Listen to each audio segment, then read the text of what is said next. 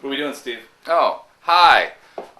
Today, Caleb's going to be teaching us how rockets work. The reason he has to do this is he lost our trivia challenge on the last episode of Advanced BS. Space Part 4. Space Part 4! 4. So, we're having him now explain in 2 minutes how rockets work. And it has to be a 2-minute video. Yep. I've got What a if he stopwatch. If he fails, I don't know when we'll give him another challenge. I don't know. Oh, God. But yeah, he can do it. He can go for 2 minutes. So, Caleb, are you ready? You know it. I was born that way. I'm starting the stopwatch. Begin rocket explanation now. Alright, well, first we have to talk about Newton's third law. For every action, there is an equal and opposite reaction, and that's why rockets take off. See, that's why they leave Earth. There are a couple kinds of rockets.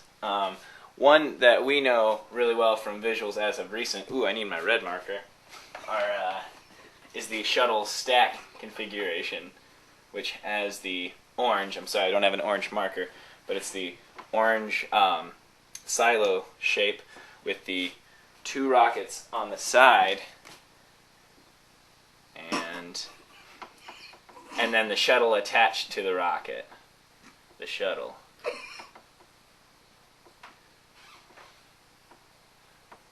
There we go. That's a good fin. All right, now that's the one that we kind of know. And then there's also the there's more of a one-cylinder situation. Now these are different rockets for different reasons. I will explain those in just one moment.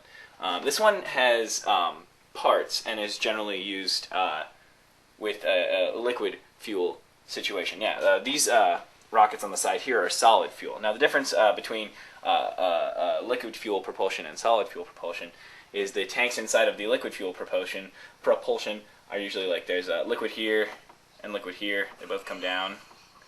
And then they mix here. The advantage to this is you can turn off. This is usually oxygen. And this is kerosene up here. Kerosene. And then they mix together, and then they make the burnt fuel that pushes. They make the burnt fuel that pushes the Earth away, and then the opposite reaction is that it goes into the sky, bringing us back to Newton's third law.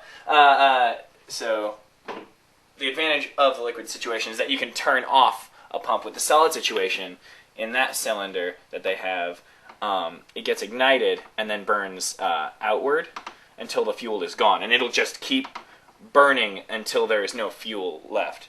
One of the problems is that with all of this situation and all of this situation is that there's a lot of weight that you still have to get out into space, so it's harder to have that. So eventually these things break off, and with this one, with this shuttle that people are familiar with, that's more current, 1981 was when this one first went into space, and there have been improvements ever since. Is that right? Yeah, it's close. With this one, all this situation breaks off, and then it can continue into space because there's less mass acting on it, and that's Newton's first law: an object in motion will continue in motion unless acted upon by an outside force. And so they take away a lot of the outside forces, so they're only atoms, because in space there's less things to fly into people. With this one over here, things drop off, and that's like the first phase, and then the second phase, and then you're left with just this down here is just a capsule a lot of times, and that's how certain satellites get into space, because then the top drops off, and then wings come out, and then you have a satellite that is able, through other things, to balance out the force acted upon by gravity, and then the speed at which they're traveling, and then they synchronize and get into orbit.